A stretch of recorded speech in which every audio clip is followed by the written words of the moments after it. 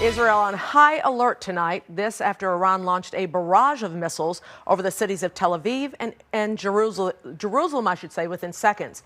The Iranian attack, a direct response to Israel's ground invasion of Lebanon. Dr. Tom Makaitis, terrorism expert and history professor at DePaul University, joins us live to discuss the new phase of this conflict. Tom, how are you? Good evening. First of all, how well did Israel's Iron Dome work against these strikes today? Well, there are three levels of anti-aircraft system, anti-missile defense: Iron Dome, David Sling, Arrow, and it seems to have worked pretty well. But the U.S. also helped shoot down some of the missiles. So did Jordan. We still don't have an accurate damage assessment. It said that, that 90% or most or almost all, we don't know yet. There's no report of mass casualties or widespread destruction, but then again, it's still pretty early. They say they were trying to target the weapons where they were keeping their weapons there, but didn't exactly get there, did it? It does not appear to be so, but again, the reports are still somewhat sketchy. But no, the system between us and the Israelis, the early detection and warning and the intercepting capability, they seem to have shot most of them down. How different is this attack than the one in April? Well, according to the preliminary reports, the weapons were a bit more sophisticated, and they described it as a more intense kind of an attack. Israel has said that they will not be as restrained in their response, which is very worrisome because that's an indication of significant escalation, which is the last thing we need given the circumstances. Where does the United States stand in this?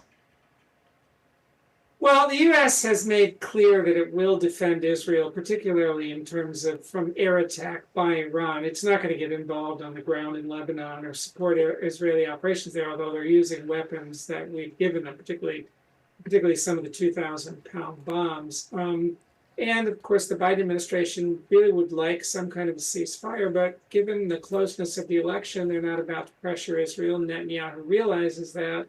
So essentially, he's got a window of opportunity, and he seems to be using it to the fullest. That was going to be my question. When you hear ceasefire from the administration, who is he talking to?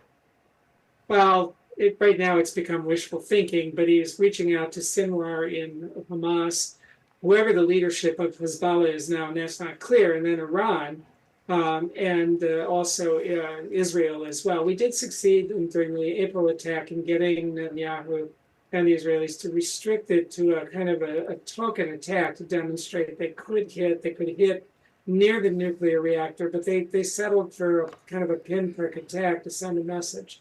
They also warned next time they might not be so restrained, and this appears to be next time. So we'll have to see. I suspect the response will be in the next day or so. You think Israel will respond? How do you think they'll respond?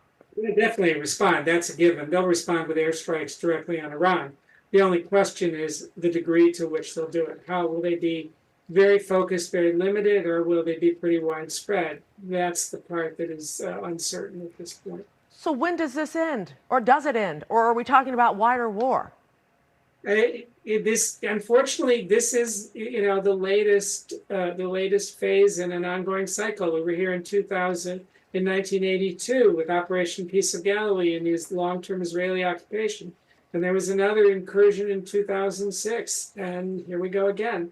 Until there is some kind of lasting peace, all you're going to do is see them temporarily degrade Hezbollah's capability, and in a few years we'll be back here again. There really is no substitute for some kind of lasting peace agreement, but that's not very likely at the moment, nor is it likely that there will be one in Gaza and that the hostages will be safely returned. Is there a possibility with a new administration?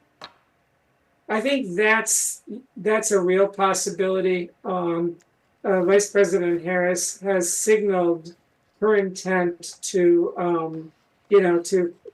unconditionally support Israel's right to exist. That's a given.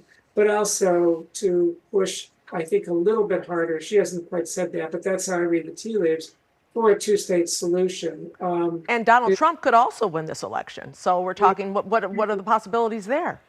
No, none at all. He won't restrain Israel in the least.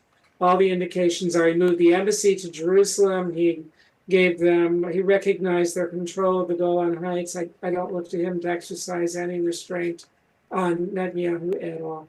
Dr. Tom Makaitis, terrorism expert and history professor at DePaul University, always appreciative of your help. Thanks. Happy to do it. Have a nice evening. You too.